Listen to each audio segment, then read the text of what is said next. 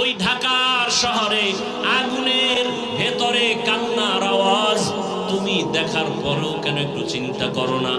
মা বাবা কোনোদিন তো স্বপ্নেও ভাবে নাই আমার ষষ্ঠ শ্রেণীর সন্তানটা মরে যাবে, আমার চতুর্থ শ্রেণীর সন্তান দুনিয়া থেকে চলে যাবে। ওই সন্তানগুলো কখনো ভাবে নাই বাবার একাই বাপ্পু দোয়া করিও আমি লেখাপড়া করে ডাক্তার হব, ইঞ্জিনিয়ার হব। কিন্তু আমার মালিকের আদালতে হিসাব মিলানো হয়ে গেছে, দুনিয়া থেকে চলে যাবে, ডাক্তার আর হতে পারবে না, ইঞ্জিনিয়ার হতে পারবে না। মা বাবা চোখের পানি ধরে রাখতে পারে না। আমার কত স্বপ্ন সন্তানটাকে দিয়া, একটা মা বাবা নিজে না খাইয়া সন্তানের পেছনে সময় ব্যয় করে, নিজের ঘুমের চিন্তা করে না, খানার চিন্তা করে না। ও সন্তানেরা, ওই মা বাবার স্বপ্ন বাস্তবায়ন যদি করতে চাও, মা বাবার দোয়া ছাড়া কোনোদিন সামনে আগানো সম্ভব না। কিসের বাহাদুরি করো রে বাবা, এখনো সময় আছে, তওবা করো। কোন দিন আজরাইল এসে তোমাকে আমাকে নিয়ে যাবে বলা যায় না। তওবা করো আর মনেরে বুঝাও, আমার মতো যুবক যদি স্কুল কলেজে পড়িয়া নামাজ পড়ে আমি পারবো না কেন? তোমার আমার মতো যুবক জেনারেল লাইনে থাকিয়া র্যাব, আর্মি, পুলিশ, বিডিআর এর চাকরি করে 5 ওয়াক্ত নামাজ পড়ে তুমি নিজেকে প্রশ্ন করো তুমি কেন পারবা না? তোমার মতো কত জেনারেল লাইনের সন্তান রাস্তায় গাড়ি চালায়, এক বেলার নামাজও ছাড়ে না, বলো বাবা তুমি কেন পারবা না? তোমার মতো যুবক নদীর মধ্যে মাছ ধরে নামাজ পড়ে তুমি পারবা না কেন? আল্লাহ আমাদের সবাইকে বুঝার তৌফিক দান করে। তো সুলাইমান নবী সিংহাসনে চলতেছেন, মদিনাতুল মুনাওয়ারা থেকে 9 মাইল উপরে সিংহাসন। হঠাৎ করে সুলাইমান নবী জমিনের এক পিপিলিকার আওয়াজ শুনলেন 9 মাইল উপর থেকে। ঘটনা আপনারা জানেন, সুলাইমান নবী পিপিলিকার আওয়াজ 9 মাইল উপরে কানে শুনে সিংহাসনকে বললেন, সিংহাসন জমিনে ল্যান্ড করো, জমিনে ল্যান্ড করো। সুলাইমান নবী মুস্কি হাসলেন, পিপিলিকার ঘটনা শুনাইলেন। সিংহাসনের মধ্যে হুদহুদ নামের পাখি, তাকে পানির দায়িত্ব দেওয়া ছিল। ও নাক মাটিতে স্পর্শ করলে বলতে পারতো এখানে পানি আছে। সুলাইমান নবী জিনদেরকে বলতেন পানি উঠাও, ওযু করবো, নামাজ পড়বো। মিটিং চলতেছে, হুদহুদ একটু উপরে ঘুরতেছে। নামাজের সময় নামাজ পড়বেন, পানির তালাশের জন্য হুদহুদকে ডাকলেন, দেখেন হুদহুদ নাই। এই হুদহুদকে না পেয়ে সুলাইমান নবী যে শব্দটা ব্যবহার করলেন, এই কথাটা এখানে আমি বলব। সুলাইমান নবী হুদহুদকে না পেয়ে যে শব্দটা উচ্চারণ করলেন, ফাকালা মা লিয়া লা আরাল হুদহুদ। সুলাইমান পয়গম্বর বললেন, আমার কি হলো, আমি হুদহুদকে দেখি না কেন? মা লিয়া, আমার কি হলো, হুদহুদকে দেখি না কেন? রাজনীতি কাকে বলে শিখায় গেছে ইসলাম। এখন তো রাজনীতি নাই, দুর্নীতি আছে। কিসের রাজনীতি? দুর্নীতি। ওয়াজের স্টেজে রাজনীতি চলবে না, মসজিদে চলবে না, সবাই বলে না। কিন্তু বাংলাদেশে ধর্ম নিয়ে রাজনীতি বেশি করে কারা? চান্দাবাজার, ধান্দাবাজার।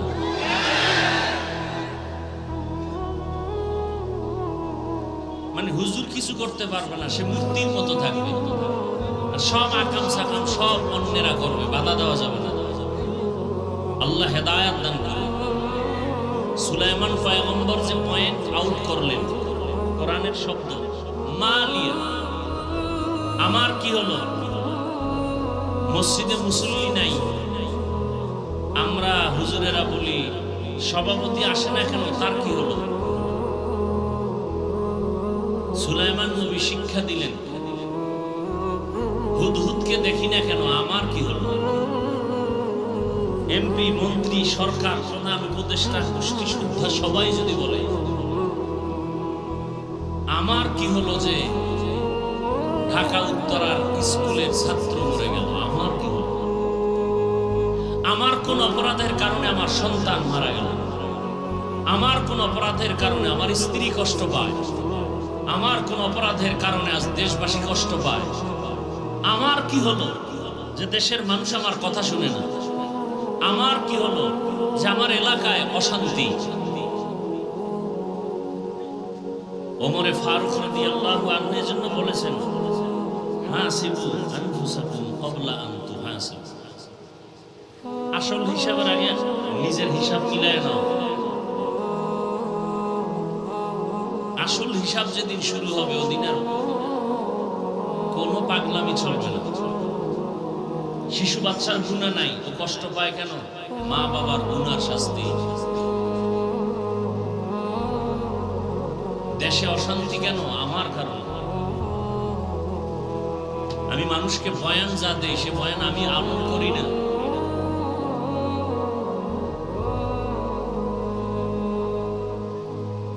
আল্লাহ সবাইকে হেদায়েতের দৌলত দান করেন। আমার কলিজার কোমলমতি শিশু, কিশোর, যুবক, মা বোন, গার্ডিয়ান যারা গতকাল দুনিয়া থেকে চলে গেছেন, আল্লাহ তাদেরকে সর্বোচ্চ শাহাদাতের মর্যাদা দান করেন। যারা এখন অসুস্থ অবস্থায় আছেন, আল্লাহ তাদেরকে পূর্ণ শেফা দান করেন। পরিবারের সবাইকে আল্লাহ রাব্বুল আলামিন সর্বোচ্চ ধৈর্য ধারণকারী বানায় দেন এবং যে যাকে হারিয়েছেন আল্লাহ তার সান্ত্বনার জন্য তার থেকে উত্তম নিয়ামত দান করেন।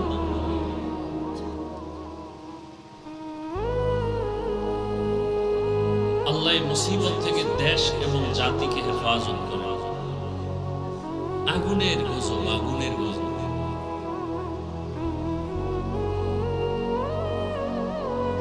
আল্লাহ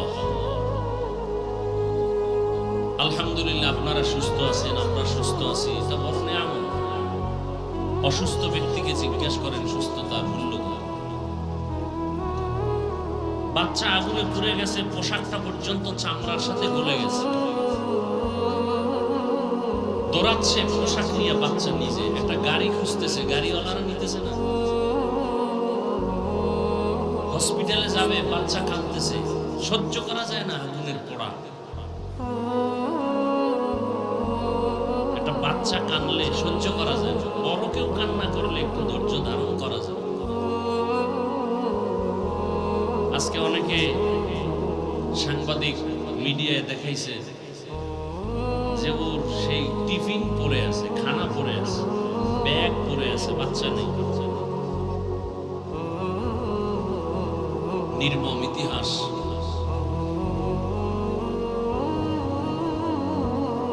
ঘরে ঘরে ঘরে ঘরে অপরাধ চলতেছে।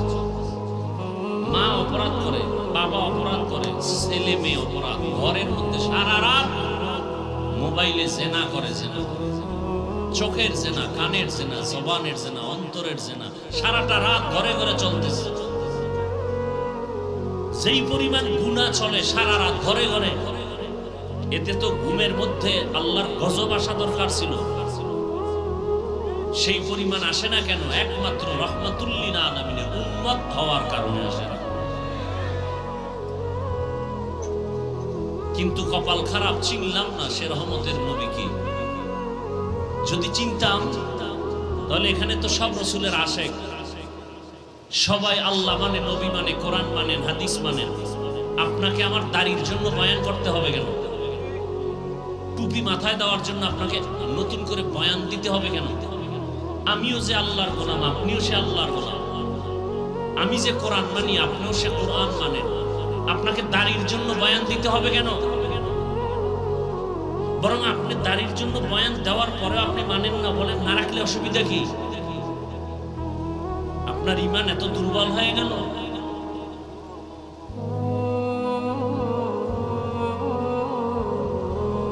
সমস্ত উলামায়ে কেরাম দিন নাই রাত নাই, 24টা ঘন্টার প্রতিটি মুহূর্ত উম্মতের পিছনে দৌড়ায়। নিজের ছেলে মেয়ে, পরিবার, বাড়ি ঘরের কোনো চিন্তা নাই।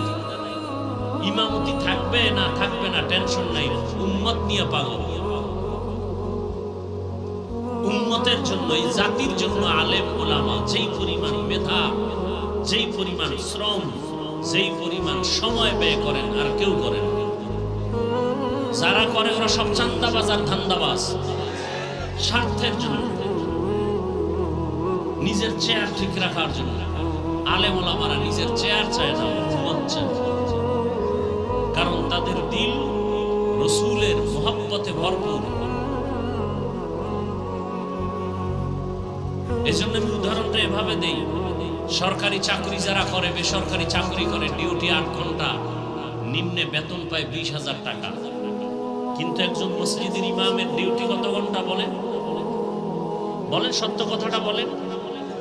24 ঘন্টা, বেতন কত? বলেন তো কত বড় জুলুম হচ্ছে। সরকারি বেসরকারি ডিউটি করে, চাকরি করে 8 ঘন্টা, বেতন 20,000, টেবিলের নিচে আরো কত মুক্তার দানা পড়ে থাকে। আর একজন ইমাম 24 ঘন্টা মসজিদ মাদ্রাসায় মেহনত করে, আলেম ওলামা, বেতন 5,000, তাও ঠিক মতো দেওয়া হয় না। মসজিদের সভাপতি দেন কত? বলে 100 টাকা, সেক্রেটারি 50, বেশি দেওয়া যাবে না, তাহলে সভাপতির সাথে বেয়াদবি হবে। এই 100 টাকা বেতন দিয়া ইমামকে গোলামের মতো ব্যবহার করে, রিমান্ডে রাখে ইমামকে, রিমান্ডে।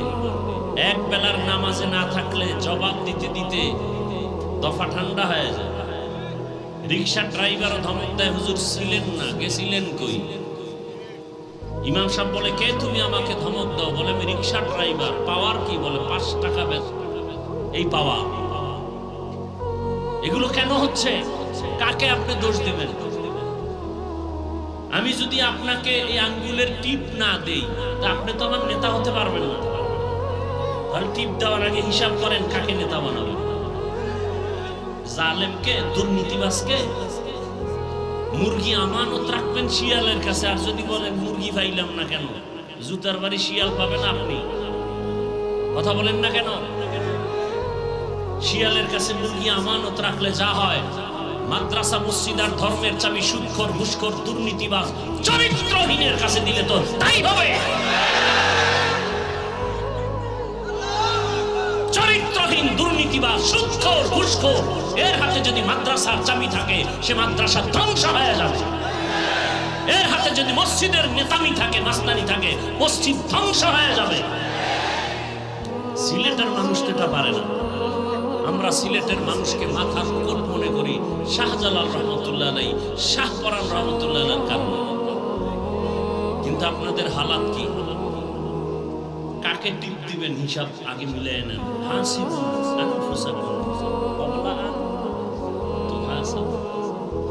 আসল হিসাবের আগে নিজের হিসাব মিলিয়ে নেন। আল্লাহ সবাইকে মাফ করেন। শিয়ালের হাতে মুরগি আমানত দিয়েন না, নিজের ক্ষতি টেনে আনবেন না, খবরদার।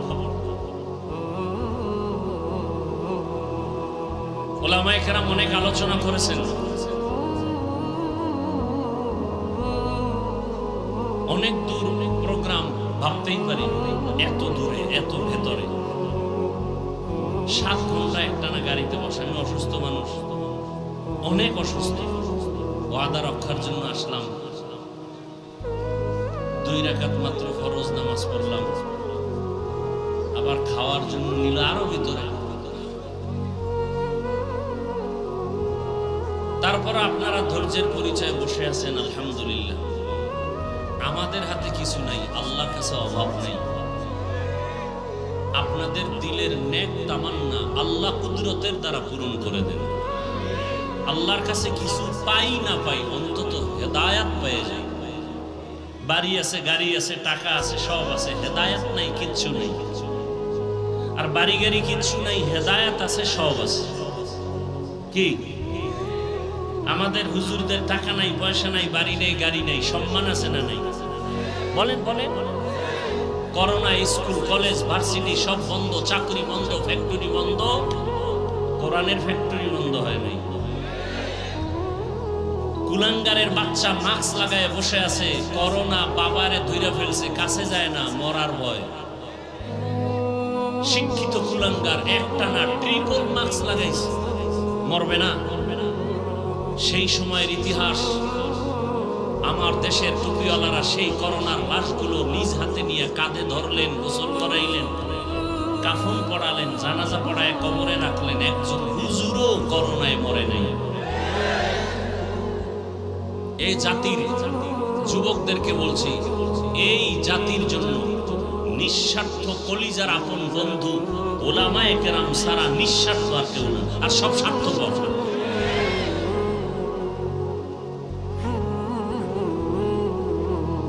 আল্লাহ ইমাম সাহেবের এত কিছু কষ্ট দেয়, এত কিছু করার পরও কোনোদিন বরদোয়া করে না, কলিজা দিয়ে দোয়াই করে। আল্লাহ এলাকায় শান্তি দাও, অসুস্থ রোগীরে সুস্থ বানাও, কবরওয়ালাদের জান্নাত দাও, চাকরি ব্যবসা যারা করে বরকত বাড়াও। এই দোয়া তো আর কেউ করে না। জাতির কল্যাণে চোখের পানি ফেলে ওলামায়ে কেরাম, আর এই মানুষগুলো পদে পদে আলেমদের সাথে গাদ্দারি করে, বেয়াদবি করে।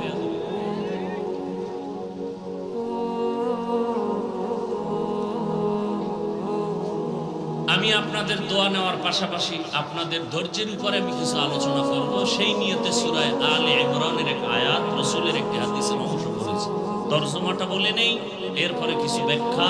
আপনাদের ধৈর্যের উপরে তৌফিক দিবেন কে? আল্লাহ। ঢাকাতে বৃষ্টি,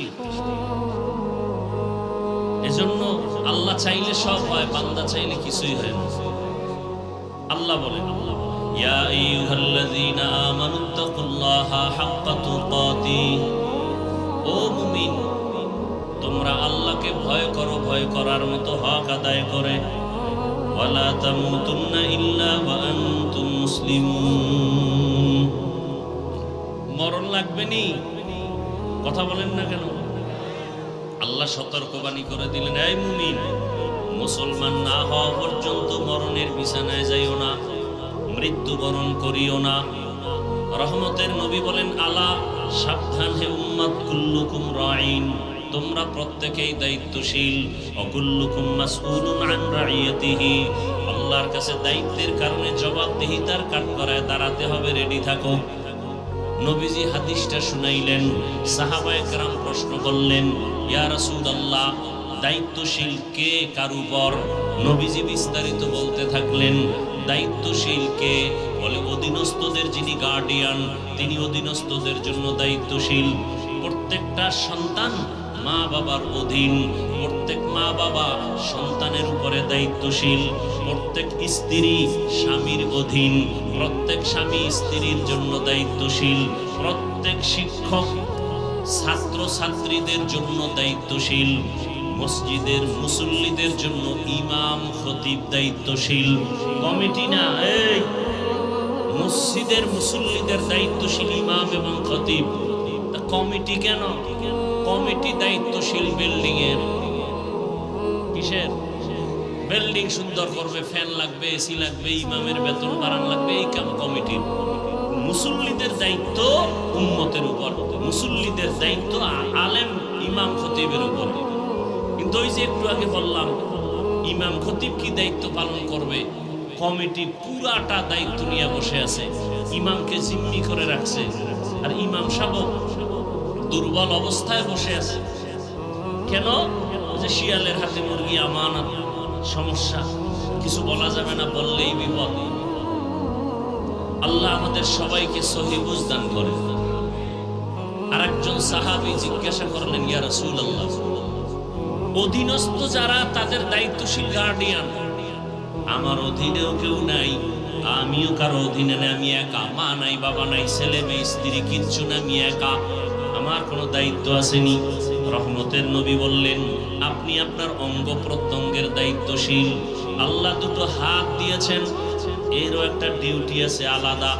দুটো চক্ষু দান করেছেন, চোখ দুটো আল্লাহ এমনি দেন নাই, ডিউটি আছে আলাদা। দুটো কান দান করেছেন, এগুলোর ডিউটি আছে আলাদা। দুটো পা দান করেছেন, এগুলোর ডিউটি আছে আলাদা। কিয়ামতের ময়দানে আল্লাহর আদালতে এগুলোর জিজ্ঞাসাবাদ করা হবে। আল্লাহ জিজ্ঞাসা করবেন, বান্দা যেই দায়িত্ব দিয়ে চক্ষু দিলাম পালন হইল কিনা? অনেক গুনাহগারেরা আযাবের ভয়ে মিথ্যার আশ্রয় নিবে। হ্যাঁ করেছি, দায়িত্ব পালন করেছি, আল্লাহ তো ভালো জানেন দায়িত্ব পালন হয় নাই। তখন আমার আল্লাহ বান্দার জবানটাকে বন্ধ করিয়া হাতকে বলবেন কথা বলো। আমি কিন্তু বলছি আপনাদের ধৈর্যের উপরে বয়ান, উঠা বসা করবেন না। এত কষ্ট করে আপনারা বসলেন, আমিও আসলাম, দুটো কথা আপনারা যদি না শুনেন তাহলে আমি ছেড়ে দেই, আমি আস্তে আস্তে আবার ঢাকার দিকে আগাই। নিজেও ক্ষতি করবেন, অন্যেরও ক্ষতি করবেন, এমন কপাল নিয়ে দুনিয়াতে আসলেন কেন?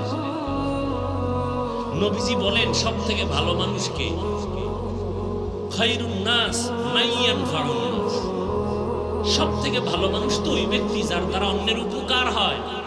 আপনার এমন কপাল কেন যে নিজের কপালটাও পুরেন, অন্যেরটাও পুরেন? কিয়ামতের ময়দানে আল্লাহ হককে বলবেন কথা বলো। আল ইয়াউমা নাখতিমু আলা আফওয়াহিহিম ওয়া তুকাল্লিমুনা আইদিহিম ওয়া তাশহাদু আরজুলুহুম বিমা কানু ইয়াকসিবুন। দস্তগুয়াদ মঞ্চুনি দুজদিদাম লব্বগুয়াদ মঞ্চুনি বুসিদাম চশমগুয়াদ চিদাম গামজা হারাম গোশগুয়াদ চিদাম সমরুল কালাম। আল্লাহ যখন হাতকে বলবে কথা বলো, আপনাদের ধারণা কি হাত কথা বলতে পারবে? বলেন বলেন, বাস্তবে কি হাত আমাদের কথা বলে? বলে না। এখান থেকে একটা পয়েন্ট আজীবন মনে রাখলে আর কোনোদিন ওলিয়া উলিয়ার বিরোধিতা করবেন না। আমি তো সারা বাংলাদেশে আমার মতো কঠোর ভাষায় কেউ বলে না। আমি বলি আল্লাহর জাতের কসম, যারা বলে আমরা পীর আউলিয়া মানি না, ওরা কোরআনও মানে না, বুখারী শরীফও মানে না, ওরা ভণ্ড, ওরা বাতিল। ওদেরকে যারা ভণ্ড বলে না তারাও ভণ্ড।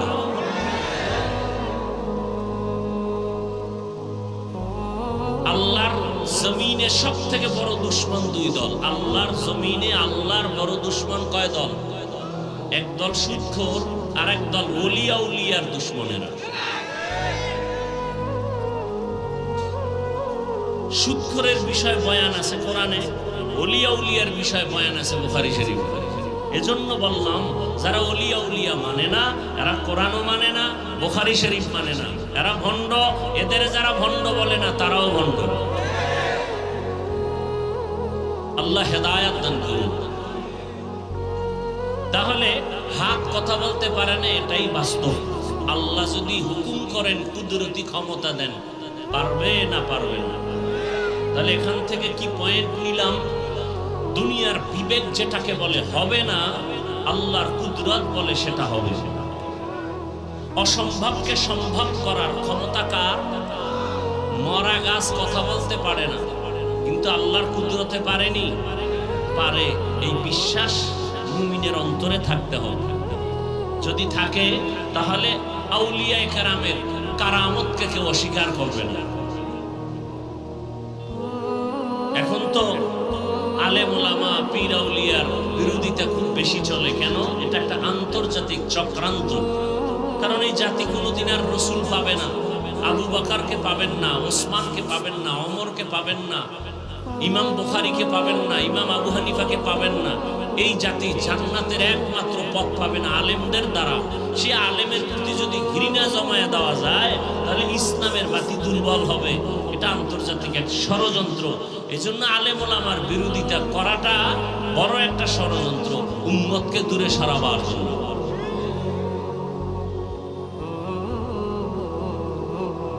আল্লাহ কিয়ামতের দিন আল্লাহ যখন বলবেন হাত কথা বলো, সাথে সাথে কথা বলা শুরু করবে। ও আল্লাহ, যেই কাজের জন্য হাত দিছো, হাতের দ্বারা মা বাবার উপকার করবে, করে নাই। হাতের আঙ্গুলগুলো দিয়া দিয়া কোরআনের লাইনে টেনে টেনে কোরআন পড়বে, পড়ে নাই। চোখ বলবে হে আল্লাহ, দুটো চক্ষু তুমি দান করেছো, মা বাবার চেহারা দেখবে সওয়াব, আলেমদের চেহারা দেখবে সওয়াব, বাইতুল্লাহ দেখবে সওয়াব, আল্লাহর কোরআন দেখে দেখে তেলাওয়াত করবে সওয়াব। কিন্তু এই চক্ষু দিয়া মা বাবার চেহারাটা মুহাব্বতে দেখে নাই, আলেমদের চেহারা মুহাব্বতে দেখে নাই, এই চক্ষু দিয়া বাইতুল্লাহর দিকে তাকায় নাই, সারাটা রাত মোবাইল সামনে নিয়া চক্ষু দিয়া তাকায় তাকায় চোখের জিনা করে করে রাত কাটিয়েছে। কিয়ামতের ময়দানে আল্লাহর কাছে চোখ বলবে, পালাবার কোনো সুযোগ হবে না। আল্লাহর আদালতে বড় জবাবদিহিতার কাঠগড়ায় দাঁড়াতে হবে। এই জন্যই তো জান্নাতের টিকিট হাতে পাইয়া আবু বকর সারা রাত কান্না করেন, ইয়া রাসূলুল্লাহ, হাসরের ময়দানে আল্লাহর আদালতে আমি কি জবাব দিব সেই ভয়ে কান্না করতেছি। অথচ জান্নাতের টিকিট তাদের হাতে রেডি। তাহলে তাদের আমল কত সুন্দর, ইখলাস কত সুন্দর, এরপরেও কান্না করছেন।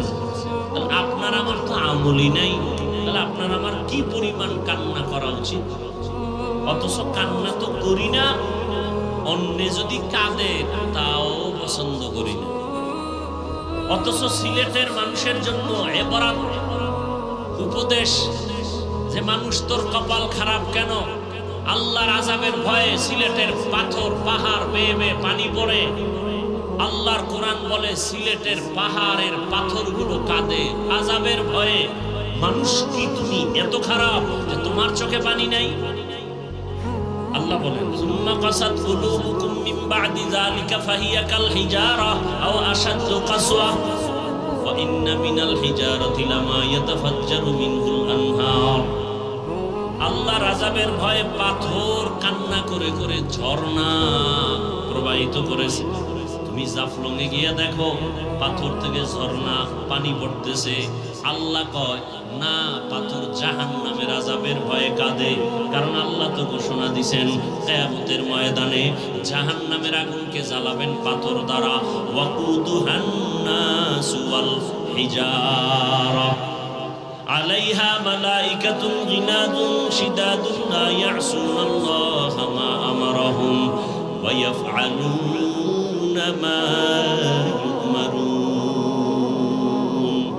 জাহান্নামের আগুনের ভয়ে পাথর যদি কান্না করতে পারে, মানুষ তোমার দিলটা পাথর থেকেও কি বড় খারাপ হয়ে গেল যে জাহান্নামের আযাবের ভয়ে তোমার চোখে কেন পানি আসে না? যাদের চোখে কান্না নাই তাদের কলবটা গুনার কারণে শক্ত হয়ে গেছে। শক্ত কলব নরম করার একমাত্র মেডিসিন গভীর রাতে আল্লাহর কাছে হাজিরা দেওয়া, তাহাজ্জুদের নামাজ। যে ফরজ নামাজই পড়ে না, এর তাহাজ্জুদ আবার কিসের? অথচ আল্লাহ তাআলা বলেন, বান্দা তুমি 5 বার আমাকে তালাশ করো, ফজর, যোহর, আসর, মাগরিব, এশা। কিন্তু আমি আল্লাহ মহব্বত করে বান্দা তোমাকে তালাশ করি যখন আসমান নীরব, জমিন নীরব। আমি আল্লাহ আমার বান্দাকে তালাশ করার জন্য, ডাকার জন্য প্রথম আসমানে আসি। অতিও গভীর হয় রজনী যখন, নীরবে প্রভুর নাম জপিও তখন। প্রভুর করুণা যদি এইবারে চাও, গভীর রাতে উঠে প্রভুর গুণগান গাও। ফজর, যোহর, আসর, মাগরিব, এশা আমরা আল্লাহকে ডাকি, আর গভীর রাতে আল্লাহ বান্দাকে ডাকেন। আলা মিন মুস্তাগফিরিন ফাগফির আলাহ। ও গুনাহগারেরা, তোমার গুনার খবর কেউ জানে না, আমি আল্লাহ জানি। বান্দা, তওবার দরজা খুলে দিলাম, ডাকতেছি আসো। 50 বছর লাগায় জীবনে গুনাহ করে পাহাড় তৈরি করেছো। আমার কাছে যদি বান্দা অবনত চিত্তে ক্ষমা চাও, আমি আল্লাহ তোমার জীবনের সব গুনাহ এক মুহূর্তে ক্ষমা করে দিব। ও বান্দা, আমি আল্লাহ তোমাকে এটা বলি নাই যে তুমি ব্যবসা বাণিজ্য, লেখাপড়া, সংসার বাদ দিয়ে শুধু আল্লাহকে ডাকো। বরং আল্লাহ তাআলা এতটা দয়া করেছেন, 24টা ঘন্টার পর্দা দিয়া দুনিয়াটাকে আটকায় দিলেন। রাত আর দিন মিলে 24 ঘন্টা আল্লাহ তাআলা এমন ভাবে বান্দাকে দয়ার নজর দিয়া দিলেন। বান্দা, তুমি ব্যবসা করো, চাকরি করো, লেখাপড়া করো, বিয়ে শাদী করো, বাধা নাই। স্কুলে পড়ো, কলেজে পড়ো, বাধা নাই। বান্দা, এই 24টা ঘন্টার ভিতরে 22 ঘন্টা সময় তুমি নিজের কাজে ব্যয় করো। 2 ঘন্টা সময় তুমি তোমার কল্যাণে আমার কাছে ব্যয় করো। 22 ঘন্টা তুমি তোমার কাছে ব্যয় করো, ব্যবসা করো, চাকরি করো, লেখাপড়া করো, সংসার চালাও। মাত্র 2টা ঘন্টা সময় তোমার কল্যাণে আমি আল্লাহর কাছে ব্যয় করো। আমি আল্লাহ তোমাকে বলি নাই দুনিয়াদারি সব বাদ দিয়ে আমার জিকির করো, তেলাওয়াত করো। আমি আল্লাহ এটা বলি নাই। এরে আল্লাহর গোলাম, 2টা ঘন্টা সময় তুমি আখিরাতের লাইনে ব্যয় করো তোমার কল্যাণে, তাও একসাথে না। যদি বলতাম তুমি একটানা 2 ঘন্টা তেলাওয়াত করো, তোমার কষ্ট হবে। আমি আল্লাহ একসাথে বলি নাই 2 ঘন্টা তুমি নামাজে সময় কাটাও। আমি আল্লাহ ভাগ করে দিলাম। ফজরে 20 মিনিট, জোহরে 20 মিনিট, আসরে 20 মিনিট, মাগরিবে 20 মিনিট, আবার এশার নামাজে 20 মিনিট। এই ফাঁকে ফাঁকে 20 মিনিট দিয়া ব্যবসাও চালাও, চাকরিও করো, সংসারও চালাও, তোমার সন্তানের হক আদায় করো, স্ত্রীর হক আদায় করো, তোমার চাকরিও ঠিক রাখো। 20 মিনিট করে করে তুমি সময় দাও 5 বেলা নামাজে। যদি দাও তাহলে ব্যবসাও তোমার নেকের পাল্লায় ওজন করা হবে। রহমতের নবী বলেন, আত-তাজিরুস সুদুকুল আমিন মা'আন নাবিয়্যিন ওয়াস সিদ্দিকিন ওয়াস শুহাদা ওয়াস সালিহিন। যারা সততার সাথে ব্যবসা করবে, নবী বলেন তারা আমার সাথেই জান্নাতে থাকবে। রহমতের নবী বলেন, কেউ যদি এশার নামাজ পড়ে ঘুমায়, আবার ঘুম থেকে উঠে যদি ফজরের নামাজ আদায় করে নেয়, আল্লাহর নবী বলেন ওই ঘুমের সময়টাও নেকের পাল্লায় ওজন করা হবে। মাকুন সুসুতি নামাজে পাঞ্জেগানা ফাওয়াইলুল লিল মুসাল্লিনাল্লাযিনা মুমিনারা এই নামাজে এমদাদে দা ইস্তাঈনু আয়াতে কুরআবা আয়াতে কদ আফলাহারা ইয়াদকুন গৌরকুন দরমানি ইয়াজদিল সাদিকুন। আল্লাহ তাআলা বলেন, বান্দা খাঁটি মুসলমান না হইয়া তুমি মরণ বরণ করিও না। মুসলমান হইতে হলে বান্দা তোমার হৃদয়টাকে, কলবটাকে গুনাহমুক্ত করতে হবে। আর গুনাহমুক্ত করার জন্য আল্লাহর কাছে তোমার ভয় বা তাকওয়া অন্তরে জমা করতে হবে। এই জন্য আল্লাহ বলেন, আমাকে ভয় করার মতো হক আদায় করে ভয় করো এবং তুমি খাঁটি মুসলমান হইয়া মরণ বরণ করো। এই ভয় বা তাকওয়া অন্তরে জমা করো। আর এই ভয় বা তাকওয়া অন্তরে জমা করার জন্য একমাত্র ঠিকানা কুনু মা'আস সাদিকিন। আল্লাহর প্রিয় বান্দা মুত্তাকি যারা, এদের নেক নজর লাগাও, এদের নেক নজর নিয়া নিজের অন্তরকে পরিশুদ্ধ করো, গুনাহমুক্ত জীবন নিয়ে চলো। এরে আমার পর্দার আড়ালের মা বোনেরা, ও আমার কলিজার যুবক বাবারা, ও বৃদ্ধ বাবাজি, এতক্ষণ যে আমি বয়ান শুনাইতেছি, একবারও কিন্তু আমি আপনাদের বলি নাই আমার মতো পাস করলি লাগাও, না হয় জাহান্নামে যেতে হবে। আমি কওমি মাদ্রাসার সন্তান, আপনারাও কওমি মাদ্রাসায় যান, স্কুল বন্ধ করে দেন, একবারও বলি নাই। আমি তাবলিগের লাইনের সন্তান, আমি আপনাকে একবারও বলি নাই যে আপনি তাবলিগে না গেলে জাহান্নামে যাবেন। আমি পীরের মুরিদ, আপনাদের একবারও বলি নাই পীরের কাছে যেতেই হবে, না হয় জাহান্নাম ছাড়া উপায় নাই। বরং আমি আপনাদের বলবো, আপনি স্কুলে পড়েন, কলেজে পড়েন, চাকরি করেন, ব্যবসা করেন, বাধা নাই। আমার পরামর্শ হলো ওখানে থাকিয়া জান্নাতের পথটাকে সুন্দরভাবে নিজে তৈরি করেন।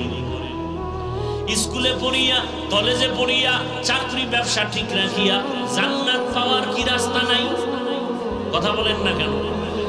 এরে আমার কলিজার যুবক বাবারা, একটু নজর করিয়া দেখো, তোমার মতো কত যুবক স্কুল কলেজে পড়িয়াও 5 বেলার নামাজ পড়ে আছে না নাই? বাস আর কোনো নতুন ওয়াজের দরকার নাই।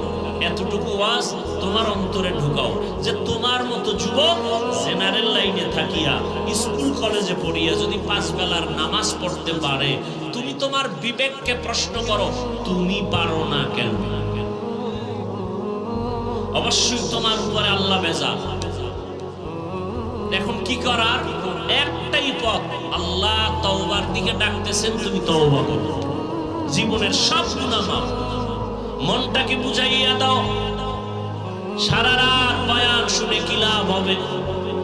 মাঠ ভর্তি মুসলমানের অভাব নাই, কিন্তু অবস্থা যদি এমন হয় ফজরের নামাজেও নাই, জোহরেও নাই, আসরেও নাই, মাগরিবেও নাই, এশায়ও নাই, এই বয়ান শুনে কি লাভ হবে?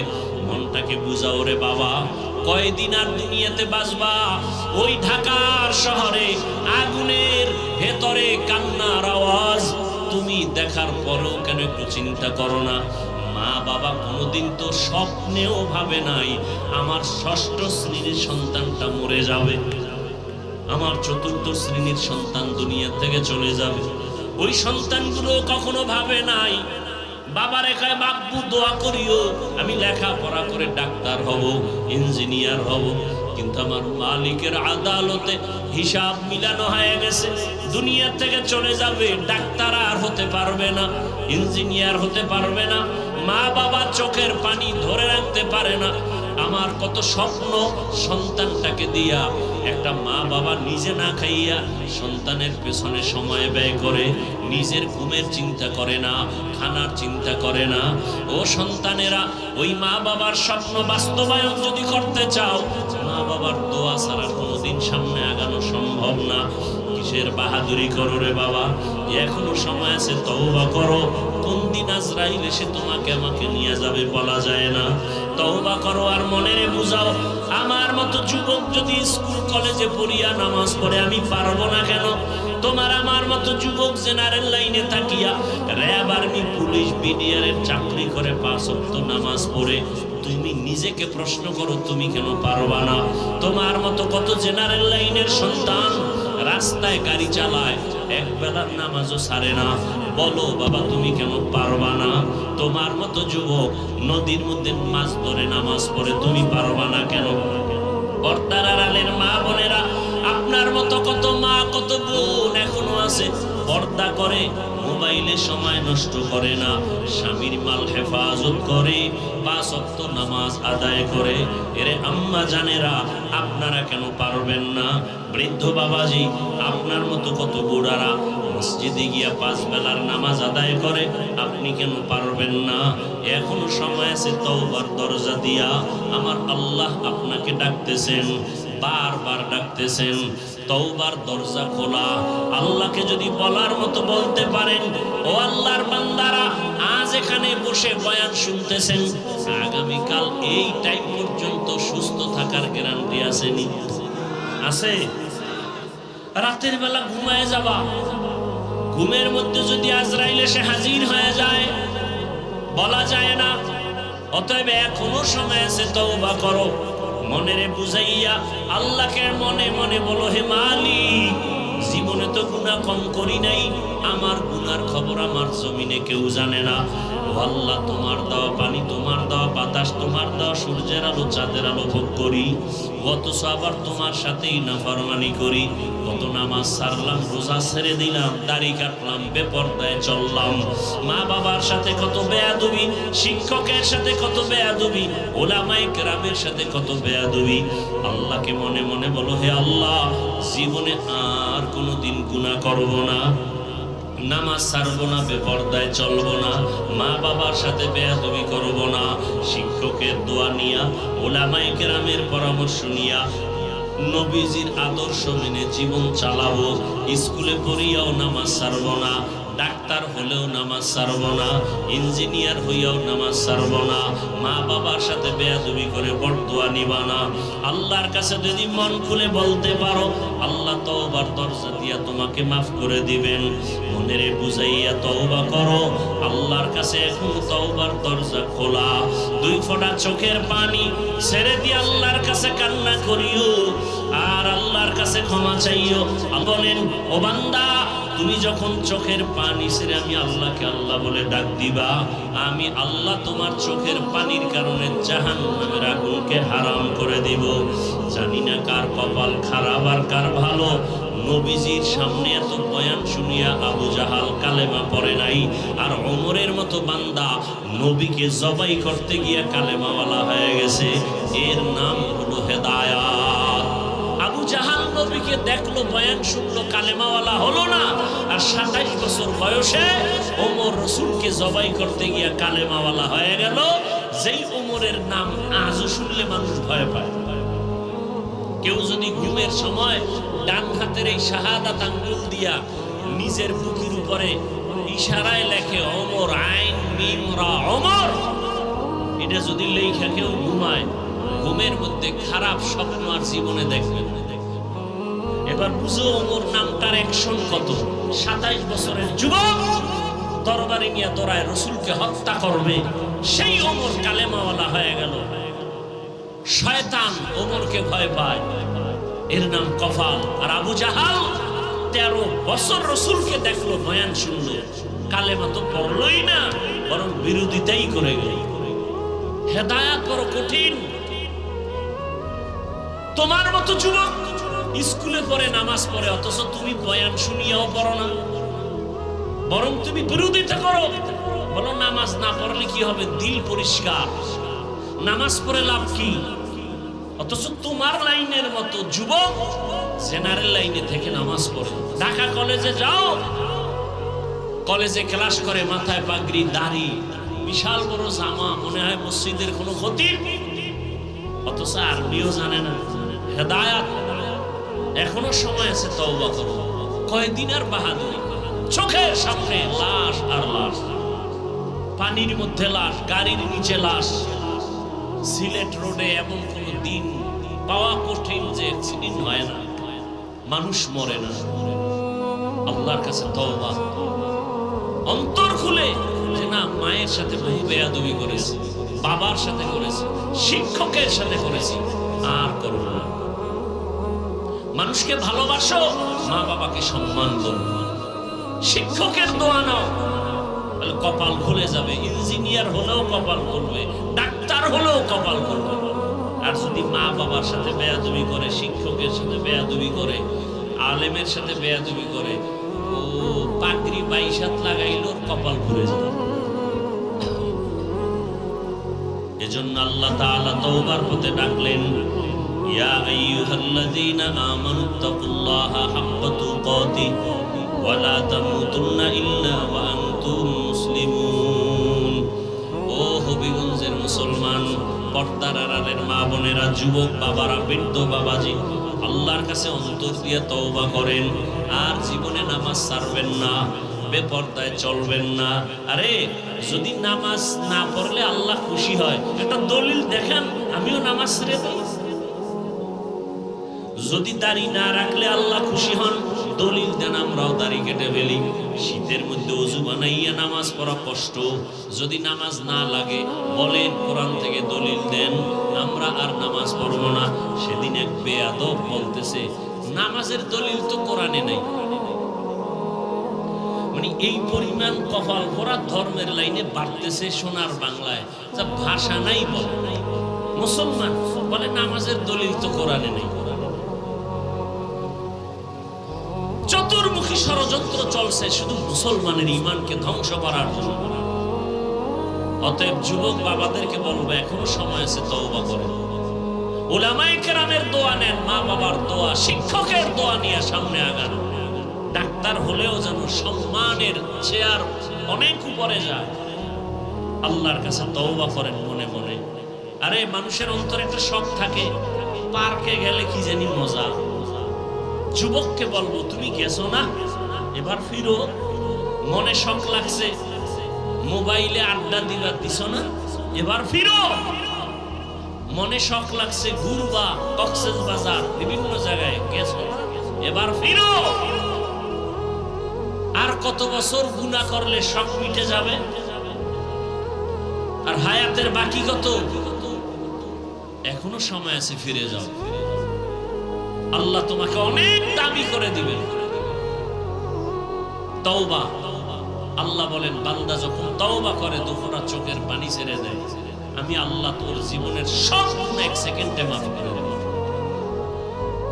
অতএব এখনো সময় আছে তওবা করি, আর জীবনে মা বাবার সাথে বেয়াদবি করব না।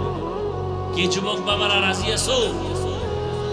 আল্লাহকে তওবা করো, আমাকে হাত দেখানোর দরকার নাই, আল্লাহর কাছে মনে মনে তওবা করো। আল্লাহ, জীবনে আর মা বাবার বরদোয়া নিব না, জীবনে আর শিক্ষকের সাথে বেয়াদবি করব না, জীবনে আর কোনোদিন উলামায়ে কেরামের সাথে অন্যায় করব না, বরং মা বাবার দোয়া নিয়া, শিক্ষকের দোয়া নিয়া, উলামায়ে কেরামের দোয়া নিয়া, ও আল্লাহ নবীজির সুন্নাত অনুযায়ী চলবো, আর নামাজ ছাড়বো না, দাড়ি কাটবো না, বেপরদায় চলবো না। তওবা করার মতো যদি কারো অন্তর তৈরি হয়, মুনাফিকি যদি অন্তরে না থাকে, খাঁটি তওবার নিয়ত যাদের আছে, দুটো হাত আমার আল্লাহকে দেখাইয়া দেই। আয় আল্লাহ, আমাদের হাতগুলো কবুল করে নেন, তওবা কবুল করে নেন। আল্লাহ, তওবার উপরে মজবুত হইয়া চলার মতো আমাদের তৌফিক দান করেন, আমিন। আলহামদুলিল্লাহি রাব্বিল আলামিন, ওয়াসসালাতু ওয়াসসালামু আলা সাইয়্যিদিল আমবিয়াই ওয়াল মুরসালিন ওয়া আলা আলিহি ওয়া আসহাবিহি আজমাইন। ইয়া আরহামার রাহিমিন, ইয়া আরহামার রাহিমিন, ইয়া আরহামার রাহিমিন, রব্বিরহামহুমা কামা রাব্বায়ানি সগীরা। আল্লাহুম্মা ইন্নাকা আফুউন কারীম তুহিব্বুল আফওয়া ফা'ফু আন্না। اللهم إنا نسألك رضاك والجنة ونعوذ بك من سخطك والنار. اللهم إنا نعوذ بك من البرص والجنون والجذام وسيء الأسقام. ওদায়ার মালিক, দুনিয়ার সব বাড়িওয়ালাদের দরজা এখন বন্ধ, আপনার রহমতের দরজাগুলো খোলা। খোলা আসমানের নিচে আপনার বান্দাদেরকে নিয়ে হাজির হয়েছি। আমার কলিজার কত উলামায়ে কেরাম এখানে হাজির, কত যুবক, কত বৃদ্ধ, কত ছাত্র ভাই, পর্দা আড়ালে কত মা বোনেরা। ও আল্লাহ, মেহেরবানি করে আমাদের সবার জীবনের গুনাহগুলো মাফ করে দেন। আজকের মাহফিল কবুল করে নেন, আয়োজনকারী সহযোগিতাকারীদের কবুল করে নেন, দান সদকা যারা করেছেন কবুল করে নেন, এলাকায় শান্তির ফয়সালা করে দেন, মা বোনদের আবেদা পর্দাওয়ালা বানায় দেন, সন্তানগুলো নেককার বানায় দেন, যারা লেখাপড়া করে পরীক্ষার্থী কামিয়াবি দান করেন। আয় আল্লাহ, সারা দুনিয়াবাসীকে মাফ করে দেন, বাংলাদেশ শান্তির দেশ বানায় দেন। আয় আল্লাহ, আমরা এখানে সুস্থতার সাথে মুনাজাত করছি, বয়ান শুনছি, বয়ান করেছি, কিন্তু কত মায়ের চোখে এখনো পানি। ঢাকার শহরে গতকালের ঘটনা কেউ বরদাস্ত করতে পারে না, কত মায়ের ঘুম হারাম হয়ে গেল। আয় আল্লাহ, তাদের কলিজাটা ভেঙ্গে চূর্ণ বিচূর্ণ হয়ে গেছে, অনেকে সন্তানের খোঁজও এখন পর্যন্ত পায় নাই। ও আল্লাহ, যারা দুনিয়া থেকে চলিয়া গেল, আয় আল্লাহ, তাদেরকে শাহাদাতের উচ্চ মর্যাদা দান করেন। আয় আল্লাহ, মা বাবা আত্মীয় স্বজন যারা চোখের পানি ফেলে কান্না করতেছে, আয় আল্লাহ, তাদেরকে সাবিরিনদের অন্তর্ভুক্ত বানায় দেন। আয় আল্লাহ, তাদের ধৈর্য ধারণ করার তৌফিক দান করেন। সন্তান হারা, মা হারা, বাবা হারা, ভাই হারা, আয় আল্লাহ, যে যাকে হারাইয়া অসহায়, কুদরতের দ্বারা তাদেরকে উত্তম নিয়ামত দান করেন। আয় আল্লাহ, বাংলাদেশ শান্তির দেশ বানায় দেন, জুলুম থেকে দেশ ও জাতিকে হেফাজত করেন। আয় আল্লাহ, সমস্ত মসজিদ মাদ্রাসাগুলো কবুল করে নেন। আয় আল্লাহ, আমার কলিজার প্রত্যেকটা যুবকের কবুল করে নেন, মোবাইলের গুনাহ থেকে হেফাজত করেন, 5 ওয়াক্ত নামাজি বানায় দেন, কোরআন পড়নেওয়ালা বানায় দেন।